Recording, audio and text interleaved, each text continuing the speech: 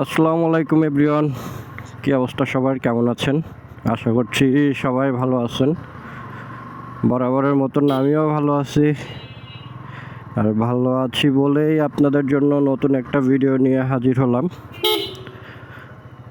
তো ঘড়িতে বাজে 12:10, যাচ্ছি বনানীর দিকে। সাথেই থাকবেন, আমাদের যাত্রা পথে কি কি হয় সেটাই আজ তুলে ধরব। তো আজ আমরা জিক্সার ভার্স এফজেড দুইটা বাইকের মধ্যে কম্পেয়ার করব। তো জিক্সার আর এফজেড দুইটাই সেম ক্যাটাগরির বাইক, বাট হচ্ছে দুইটা আলাদা আলাদা পারপাস সার্ভ করে। আমরা হচ্ছে যদি জিক্সারের কথা বলি, জিক্সার একটা কমিউনিটি বাইক, তার মধ্যে হচ্ছে আমরা পাচ্ছি একটা ভালো মাইলেজ প্লাস একটা ইনিশিয়াল পিক আপের বাইক, আর সিটিং পজিশন থেকে হচ্ছে আমরা অ্যাজ এ ড্রাইভার বা রাইডার যদি বলি, এখান থেকে আমরা একটা ভালোই কমফোর্টেবল পাচ্ছি। আর আপনার পিলিয়নের যে পিলিয়নের সাইডটা হচ্ছে যে একটা স্পোর্টি ফিল আসবে। পিছে যে বসবে তার কাছে একটা স্পোর্টি ফিল আসবে, কারণ সিটটা উঁচু এর জন্য। আর সব দিক থেকেই জিক্সার বাইকটা আমার কাছে মনে হয় কম্প্যাক্ট, এবং হচ্ছে যে মানে অল্প টাকাতে একটা মানে মিনি স্পোর্টস ফিল নেওয়া, এটা আমার কাছে মনে হয়। তো অ্যাভারেজে জিক্সার বাইকটা অনেক দিক থেকে এগিয়ে থাকবে এফজেডের চেয়ে। এফজেড বাইকটা হচ্ছে আপনার রিলায়েবল, দেন হচ্ছে এটা নিয়ে আপনি চাইলে অফরোডিংও করতে পারবেন, এমন একটা বাইক। এর সার্ভিসিং কস্ট খুবই কম, এর আদার্স ফ্যাসিলিটি বলেন, আফটার সেল সার্ভিস বলেন, সুজুকির থেকে বেটার। এসিআই আবার এই দিক থেকে কোনো কম্প্রোমাইজ করে না। ওরা হচ্ছে ওদের আফটার সেল সার্ভিস হচ্ছে যে বাংলাদেশের নাম্বার 1, এটা মানতে হবে। আর এমনিতে যদি বলেন কমফোর্টেবলের দিক থেকে এফজেড সবার থেকে আগানো এই বাজেটের মধ্যে যেইগুলো আছে, নট অনলি জিক্সার, অন্য বাইকের মধ্যেও আপনি যদি কম্পেয়ার করেন, জিক্সারের সাথে কম্পেয়ার করেন, কমফোর্টেবলের দিক থেকে এফজেড আগানো। তো এইসব ছোটোখাটো কিছু বিষয় আছে, এইসব দিয়ে এক একটা বাইক এক একটা নিজের পরিচয় তৈরি করে। তার মধ্যে আমরা ইউজাররা আমার চাহিদা অনুযায়ী আমি কোনটা নিব সেটা হচ্ছে আমাদের পছন্দ। হ্যাঁ, তো আপনার জিক্সারের যেই সমস্যাটা মেইন, ওর ট্যাঙ্কিতে জং ধরা, আর হচ্ছে গিয়ার শিফটিংয়ে টাস টাস করে শব্দ হওয়া, এই দুইটা সমস্যা ছাড়া আমার কাছে জিক্সারে কোনো সমস্যা নেই। আর এফজেড এটা আমার কাছে মনে হয় একটা কচ্ছপ যাচ্ছে, ঠিক আছে। আর ইদানিং এফজেড তো আরও কচ্ছপ, ওরা ইসিউতে একটু চেঞ্জ করে টান বাড়াইতে চাইছে, বাট ওরা টান বাড়াইতে যায় মাইলেজ কমায় ফেলছে। তো এফজেডের সমস্যাই একটা, ওর টান কম উঠে। আপনার যদি ভাই টানাটানির অভ্যাস থাকে, আপনি এফজেড থেকে দূরে থাকুন। আপনি যদি ঠান্ডা মাথায় বাইক চালান তাহলে এফজেড নিতে পারেন। এটা হচ্ছে আমার ওপিনিয়ন। তো দুইটা বাইকই ভালো, দুইটা দুইভাবে দুইটা শ্রেণীর মানুষ ইউজ করে। একটা ইয়াং জেনারেশন, আরেকটা মধ্যবয়সী যারা আছে অথবা একটু বয়স্ক যারা আছে তারা।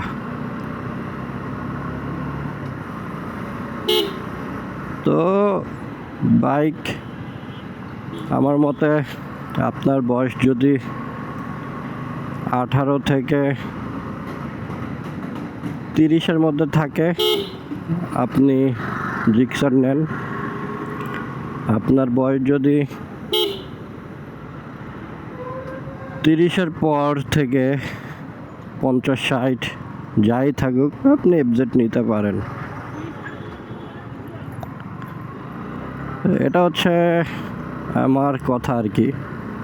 তারপরও অনেকে আছে বয়স হচ্ছে 16, তার এফজেড ভালো লাগে, সে অবশ্যই এফজেড নিবে।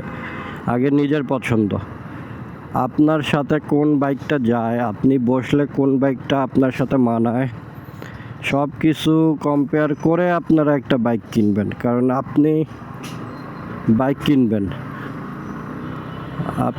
কিনবেন সেটা আমার পছন্দ, আপনার বাইক কিনে কোনো লাভ নেই। 2 দিন পরে আপনার চোখে ভালো লাগবে না।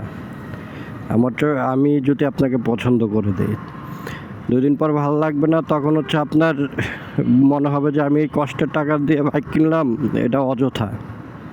আপনি তখন সেই লসে বিক্রি করবেন, করে হচ্ছে যে আবার টাকা অ্যারেঞ্জ করে আবার কিনবেন। শুধু লস দেওয়ার দরকার কি ভাই? আপনি আপনার পছন্দের, আপনার ইচ্ছা, আপনার স্বপ্নর বাইক যেটা, সেটাই আপনি নেবেন। এতে বাইক টান কম থাকুক আর বেশি থাকুক সেটা ম্যাটার না, ম্যাটার হচ্ছে আপনার স্বপ্ন। দেখছেন বাসটা কি করতেছে, এই এক্সট্রালটাকে সাইডই দিচ্ছে না, মানে চাপটা ধরে মানে রাখে। ওর এইখানে দরকার আছে এইগুলো করার, ঠিক আছে? এই দেশের নিয়ম কানুনই হচ্ছে যে উল্টো পাল্টা। এই রোডের মধ্যে বাস রেখে দিছে, পার্কিং করছে, এটা কোনো মানে আছে? এইগুলোর কোনো মানেই হয় না, বুঝছেন? তো সামনে ইচ্ছা আছে বাইকটা নিয়ে একটা হাইওয়েতে উঠবো। কোথায় যেতে পারি কমেন্ট করে জানাবেন। আমার ব্রেকিং পিরিয়ড এখনও শেষ হয় নাই, ব্রেকিং পিরিয়ড 2000 মানা লাগবে। তার মধ্যে আমি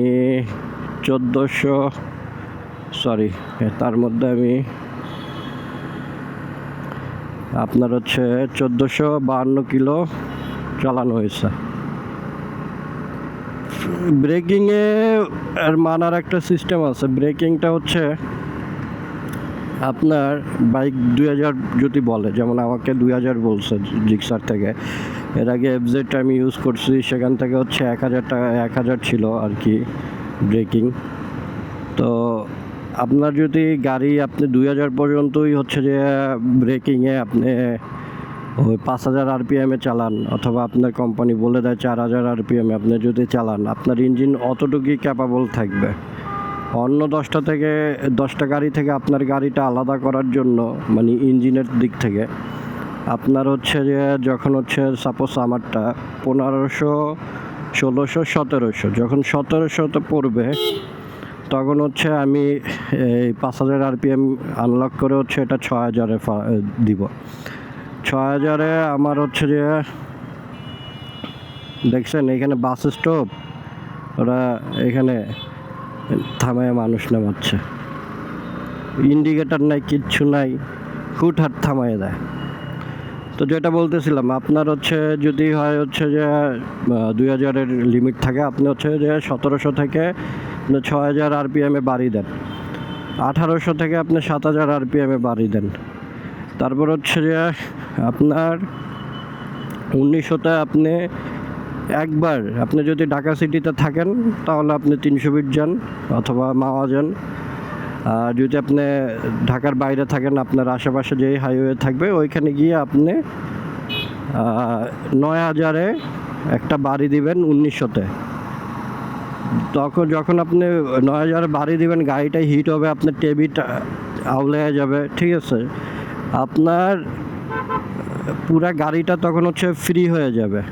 আপনার যে প্রত্যেকটা কম্পোনেন্ট যে আছে ওইগুলো কিন্তু প্রত্যেকটা ইউজ করা লাগবে।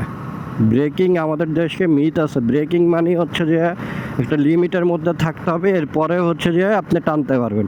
ভাই আমি যদি একটা লিমিটের মধ্যে থাকার পরে আমি টানতে যাই, ধরেন 2000 পর্যন্ত আমি লিমিটে থাকলাম, লিমিটের পরে হচ্ছে যে আমি ধরেন হচ্ছে একসাথে একবারে 9500 পর্যন্ত হচ্ছে আপনার জিক্সারে আছে, আরপিএম আছে, তো একবারে আমি 9500 পর্যন্ত আরপিএমে আমি বাড়ি মারবো, ঠিক আছে?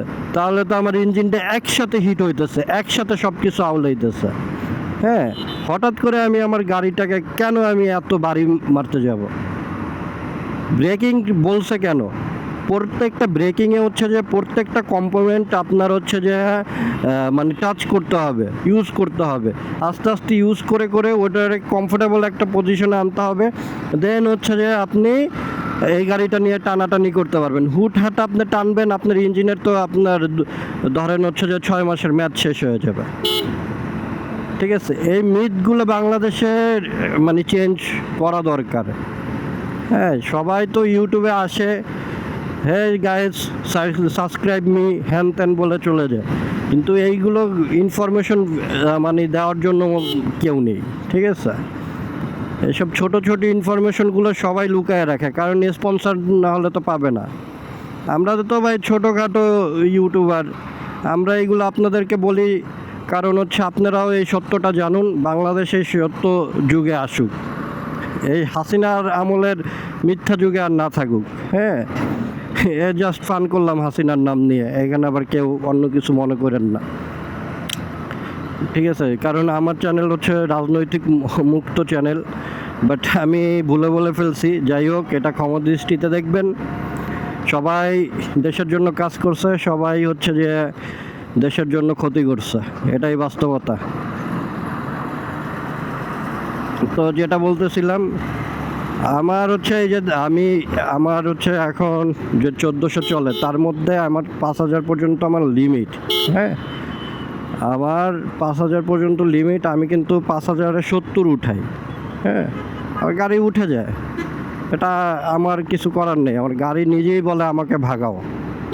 তো ওকে আমি যখন ভাগাই 70 উঠে যায়, আমি মাঝে মাঝে করি কি 1-2 সেকেন্ডের জন্য ওই 5000 যে লক করা, একটু হালকা 5000 থেকে একটু হালকা উঠে আবার ছাইড়া দিই, তাহলে 72-73 উঠে আবার ছাইড়া দিই, ঠিক আছে? এটা করি কেন? আমি যেন পরবর্তীতে আমার আরপিএম আনলক করে আমি যখন ইউজ করব তখন যেন এই ঝামেলাটার মধ্যে আমি না পড়ি, আমার বাইকটা যেন আগে থেকেই বুঝতে পারে, আগে থেকেই জিনিসগুলো ইউজ করা থাকে। হ্যাঁ, আর ব্রেকিং মানে হচ্ছে আপনার এই 2000 কিলো বলেন বা 1000 কিলো পর্যন্ত আপনার হচ্ছে বাইকটা মানে আপনাকেও পড়বে, আপনি কিভাবে রাইড করেন, আপনার রাইডিং স্টাইল কেমন, আপনি ঘন ঘন ব্রেক করেন নাকি ঘন ঘন ক্লাচ ধরেন, কি করেন না করেন, এটা পুরোটাই হচ্ছে যে ও আপনাকে রিড করবে।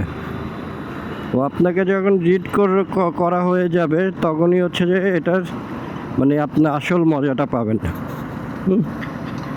এক একজনের রাইডিং স্টাইল এক এক রকম। তো যাই হোক, আমার এই জিক্সারে আমি আপনার হচ্ছে মাইলেজ কালকে দেখলাম, এর আগে আমি 35 করে মাইলেজ পাইছি ব্রেকিংয়ে, আপনার হচ্ছে যে 1400 আগে, ধরেন 1300 থেকে 1300 বা 1250 থেকে 1250 পর্যন্ত আমি হচ্ছে আপনার 35 করে মাইলেজ পাইছি। এখন আমি যেই শহরে চালাই এখানে ট্রাফিক, হ্যাঁ, আমি আগে হচ্ছে ক্যান্টনমেন্ট রোড দিয়ে যাইতাম, প্রচুর খ্যাত হয়ে ক্যান্টনমেন্ট হয়ে যেতাম। তো ওইখানে হচ্ছে যে খুবই ট্রাফিক থাকে, আমার বারবার ক্লাচ ধরা, মানে এই 2, 5, 6 এর মধ্যে আমার বাইক চালাইতে হইতো। হ্যাঁ, এর বেশি মানে কিলোমিটারে আমি বাইক চালাইতে পারতাম না, কারণ এতটাই জ্যাম থাকতো। তো পরবর্তীতে আমি এই রোডে আমি শিফট হইলাম, এই পাশ থেকে আমি যাওয়া শুরু করলাম। তো সেখানে আমার হচ্ছে এখন আমি লাস্ট যে আমি ফুয়েল নিলাম, আপনারা হয়তো আমার 300 ফিটের ব্লগটা দেখছেন, সেটার মধ্যে হচ্ছে আমি তেলটা ঢুকাইছি। আপনার হচ্ছে তেলটা ঢুকানোর পরে আমি 300 ফিট যাই, তারপর আসি, তারপর হচ্ছে অফিসে যাওয়া আসা করি। তো এবারে যে আমি সব কিছু মিলে কালকে হিসাব করলাম, জিক্সারের হচ্ছে যে ফার্স্ট কাটা যেটা, সেটা হচ্ছে যে 3 লিটার তেল থাকে। তো 3 লিটার যদি তেল থাকে আর আমি চালাইছি 3 লিটারের তেলে 140 কিলো। এখন আপনারা 140 ভাগ 3 দিয়ে দেখেন কত করে আমি মাইলেজ পাইলাম। ঠিক আছে, তো জিক্সার বাইকও আলহামদুলিল্লাহ ভালো মাইলেজ দেয়, আপনার যদি রাইডিং পজিশন ভালো থাকে, আপনার যদি সব কিছু মেনটেন করে চালাইতে পারেন, এটাও আপনাকে ভালো একটা সার্ভিস দিবে। কারণ এইটাও এফআই বাইক, এফজেডও এফআই বাইক। হ্যাঁ, এফজেড হয়তো এটার থেকে একটু বেশি দিবে, কারণ এ আবার আপনাকে ইনিশিয়াল টানটা দিবে না। এর জন্য ইনিশিয়াল টান মানে হচ্ছে যে তেলটা বেশি খাবে, এটা স্বাভাবিক। হ্যাঁ, কারণ এফআই ইঞ্জেকশনের কাজ হচ্ছে তেলটাকে ছিটা মারা। তো যখন আপনি টান দিবেন ছিটাটা তো মারবে, আর যখন আপনি আস্তে আস্তে টান দিবেন তো তখনও আস্তে আস্তে ছিটাটা দিবে। তো এই হচ্ছে ব্যাপার। তো আমরা যে যাই বাইক কিনি অবশ্যই বাইককে ভালোবাসবো, মাইলেজ মানে মেনটেনেন্স করার জন্য যা যা করা দরকার সেগুলো করব। এবং আমি একটা ব্যাপারে কথা বলতে চাই, ব্যাপারটা হচ্ছে ভাই, আপনারা বাইক কিনবেন অবশ্যই বাবা মা দিবে অথবা আপনারা নিজেদের কষ্টের টাকায় কিনবেন, কিন্তু ভাই কেউ মানে কারো বাবা মার অ্যাবিলিটির বাইরে অথবা নিজের অ্যাবিলিটির বাইরে দেনা করে বাইক কিনেন না। আমি চাইলে ভাই দেনা করে, আমি যখন এই বাইকটা নিচ্ছি, আমার হচ্ছে যে আপনার র্যাপসোল বাইকটা, খুব সিভিয়ার র্যাপসোল, এটা খুব আমার পছন্দের একটা বাইক। আমি এই বাইকটা নিতে চাইছি, বাট আমার অ্যামাউন্টটা হয় নাই। আমার অ্যামাউন্টটা না হওয়ার কারণে আমি ভাই এটা নেই নেই। আমার এফজেডটা বিক্রি করছিলাম আমি হচ্ছে 1.5 লাখ, তারপর হচ্ছে আমার আরও 1 লাখ টাকা শর্ট। তো এই 1 লাখ টাকা আমি কোথায় পাবো ভাই? পরে এই 1 লাখ টাকা আমি যেভাবেই হোক আমার যেই সেভিংস ছিল ওইগুলো থেকে আমি ওইগুলো কালেক্ট করলাম। আর যদি আমি আপনার হচ্ছে ইশার বাইকটা নিতাম, র্যাপসোল নিতাম, তাহলে কিন্তু হচ্ছে র্যাপসোলটা আমি সেকেন্ড হ্যান্ড দেখছিলাম আপনার হচ্ছে 3,70,000। তাহলে আমার এই 1 লাখের পরেও মোট আপনার 2.5 লাখের পরে আরও মেবি 1 লাখ অথবা আপনার 1,20,000 এরকম আর কি আরও দরকার হইতো। তো এই দরকারটা আমি কেন আমি আরেকজনের কাছ থেকে দেনা করব অথবা আশেপাশে থেকে নিব অথবা ব্যাংক লোন করব অথবা জমি বিক্রি করব? দরকার নেই তো ভাই। তো এর জন্য ভাই আমি বলি সবাইকে যে আপনারা নিজের অর্থায়নে বাইক কিনুন অথবা ফ্যামিলির যতটুকু অ্যাবিলিটি আছে তার মধ্যে বাইক কিনুন। দেনা করে বাইক কিনবেন ভাই, এটা একটা মেশিন। এটা কিন্তু আপনি কিনে রাখলেন শেষ তা না, এটার পিছে আপনার টাকা যাবে, মান্থলি একটা খরচ আছে, 6 মাস পরে একটা খরচ আছে। তো এইভাবে খরচ করে করে কিন্তু আপনার মানে হচ্ছে একদিকে দেনা আরেকদিকে এইটার খরচ, দুইটা মিলাই কিন্তু আপনি সামলাইতে পারবেন না, এটা আমার মনে হয়। অতএব আপনি যদি বাইক নেন নিজের টাকায় অথবা 2 দিন আপনার একটা পছন্দের বাইক আপনার হচ্ছে যে অ্যামাউন্ট হচ্ছে না, আপনি 5 মাস ওয়েট করলে 5 মাস সেভিংস করে আপনি কিনতে পারবেন, ওয়েট করেন ভাই। না আমার কথা যদি বলেন ভাই, আমার রেগুলার অফিসে আসতে হয়, আমার বাসে চলাফেরা করলে বা রিক্সা চলাফেরা করলে মাসে 3 থেকে 5 হাজার টাকা খরচ আছে। তো আমি এই খরচটা শুধু শুধু কেন করব? আমি যদি বাসায় থাকতাম বা আমি যদি আমার এলাকায় থাকতাম, কলাপাড়াতে থাকতাম, তাহলে হচ্ছে আমি তো আর দরকার ছিল না। আমি হচ্ছে হেঁটে হেঁটেই আমি বাজারে যাইতে পারতাম, অথবা হেঁটেই আমার এলাকার এক প্রান্ত থেকে আরেক প্রান্তে যাইতে পারতাম। বাইক কেনার তাহলে আমার লেট করে আমার কিনলেও সমস্যা ছিল না, কিন্তু ঢাকা শহরে ভাই আপনি এক প্রান্ত থেকে আরেক প্রান্ত হেঁটে যাওয়া অসম্ভব ব্যাপার। তো এই কারণেই আর কি আমার বাইক মানে আমার বাজেটে যেটা হয়েছে এটাই কেনা হয়েছে। আর দেখেন ভাই, প্রত্যেকটা বাইকই ভালো, প্রত্যেকটা বাইকই সুন্দর, প্রত্যেকটা বাইকই পড়তে এক একজনের পছন্দ। আপনি চাইলে কিনতে পারবেন কষ্ট করে দেনা করে বাইক, কিন্তু সেই বাইকটা কিনে আপনি কেন সেই বাইকটাকে গালি দিবেন? আপনার তো পছন্দের বাইক, আপনার তো গালি দেওয়ার দরকার নাই। আপনি জমি বিক্রি করে বা ইয়ে করে আপনি কিনবেন, তখন তো আফসোস করবেন আর গালি দিবেন, দরকার আছে?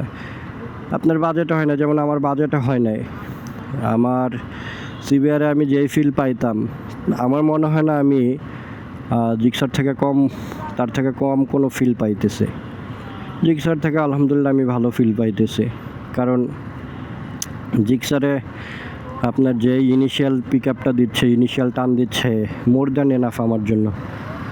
হয়তো আমি সিবিআর নিলে আমি ফাইটা ফুইটা এদিকে ওদিকে যাইতাম, ইউটিউবে আমার ভিডিওগুলো হচ্ছে এই সামনে একটা সুন্দর ককপিট থাকতো, হ্যাঁ। তো এর জন্য হয়তো আমি মনে করেন খুব আনন্দ থাকতাম, বাট দিন শেষে আমার মাথায় প্যারাটাও থাকতো 1,20,000 টাকা আমি কোথা থেকে দিব। কারণ ভাই একদিকে আপনার ফ্যামিলি কস্ট থাকবে, একদিকে আপনার নিজের পকেট খরচ থাকবে, একদিকে বাইকের কস্ট, এই হয় না ভাই ওইভাবে। হ্যাঁ, তো ফ্যামিলিকে কেউ প্রেশার দিয়েন না, ফ্যামিলিকে কেউ কষ্ট দিবেন না। নিজের যতটুকু অ্যাবিলিটি থাকে অতটুকুর মধ্যেই কেনার চেষ্টা করবেন, এটা আমার ওপিনিয়ন। এখন ভাই আপনারা কিনবেন, আপনাদের ফ্যামিলি অথবা আপনার টাকা বা আপনার ডিসিশন, আপনি নেবেন।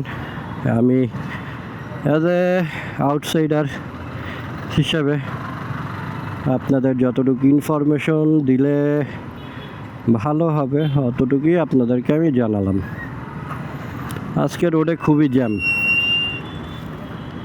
আজকে আমার মাথা ব্যথা করতেছে, আর আজকে যে রোডে এত জ্যাম পাইতেছি। যাই হোক, ভিডিওটা বড় হবে, আর এই ভিডিওটা মূলত করা আমার লাইভ স্ট্রিমিং করার জন্য। দয়া করে আমার চ্যানেলটাকে সবাই সাবস্ক্রাইব করবেন এবং আমাকে একটি ভালো পজিশন নিয়ে যাবেন। আমি চাই আমি যদি একটা পজিশনে যাইতে পারি, প্রত্যেক মাসে 10 জনকে আমি প্রমোট করব as a new content creator হিসাবে। যারা আমার সাথে সংযুক্ত থাকবে এবং আমাকে লাইক, কমেন্ট, সাবস্ক্রাইব, ফলো করবে, তাদেরকে আমি প্রত্যেক মাসে 10 জনকে আমি প্রমোট করব ইনশাল্লাহ। সবাই আমার জন্য দোয়া করবেন, আমি যেন এই কাজটি করতে পারি। এবং ইচ্ছা আছে আমার প্রথম ইনকাম দিয়ে আমি 10 জন, ইউটিউবের প্রথম ইনকাম দিয়ে আমি 10 জনকে দুপুরে লাঞ্চ করাবো।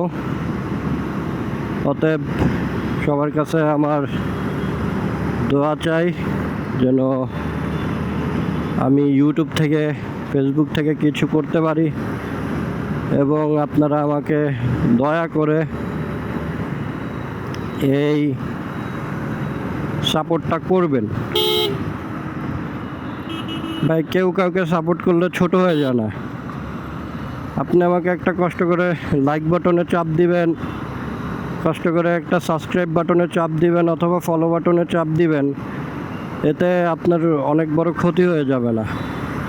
হয়তো আপনার কাছে আমার ভিডিওগুলো ভালো না লাগতে পারে, তাহলে ইগনোর করবেন, স্বাভাবিক। এটার জন্য আমি আপনাদেরকে কাউকে কিছু বলতে পারবো না, বাট আমি চেষ্টা করতেছি আমাকে ডে বাই ডে ইমপ্রুভ করার জন্য। আপনারা যদি আমাকে সাপোর্ট করেন, আমার ভুলগুলো যদি ধরায় দেন, হ্যাঁ, বা আমি কোথায় ভালো করতেছি সেইগুলো যদি ধরায় দেন, তাহলে কিন্তু আমি আমাকে আরও ইমপ্রুভ করতে পারবো। হ্যাঁ, তো ভাই কেউ মারপেট থেকে পড়েই আপনার হচ্ছে যে ডক্টর হয় নাই, ইঞ্জিনিয়ার হয় নাই, আমার মতন জব করতেছে না। ঠিক আছে, তো সবাই আমরা একটা এডুকেশনাল সাইড থেকে আস্তে আস্তে ধীরে ধীরে পড়াশোনা করেই এসেছি। তো আমি ইউটিউবে নতুন, সেই হিসাবে আমি ইউটিউব থেকে শিখতেছি। আপনাদের এক একটা সাবস্ক্রাইব, এক একটা ফলো দেখলে আমার আরও শেখার আগ্রহ বাড়ে। তো আমি কিছু করার চেষ্টা করতেছি। আমি যদি কিছু করতে পারি, আপনাদের মধ্যে যারা করতে চান তাদেরকে আমি সাপোর্ট করব, প্রমোট করব। হ্যাঁ, তো এটা ইনশাল্লাহ আমার ইচ্ছা আছে। আপনারা প্লিজ আমাকে সাপোর্ট করবেন। আর কেউ কাউকে সাপোর্ট করলে ইনশাল্লাহ আল্লাহ ভালোই করে। আমি চাই আমার সাথে আরও 10 জন, 20 জন, 100 জন, একটা কমিউনিটি বিল্ড আপ হোক আমাদের। বর্তমানে যারা ইউটিউবিং করে, যে যার মতো নিজের যোগ্যতায় উঠে আসছে, এবং হচ্ছে এটা কোনো কথা? এই দেশের শৃঙ্খলা এত সুন্দর ভাই, অমায়িক একটা এই দেশ। যাই হোক, সবাই সাপোর্ট করবেন, লাইক করবেন, ফলো করবেন, কমেন্ট করবেন, সাবস্ক্রাইব করবেন, এই আশায় আমি বুক বেঁধে আছি। সবাইকে আল্লাহ হাফেজ, সবাই ভালো থাকবেন।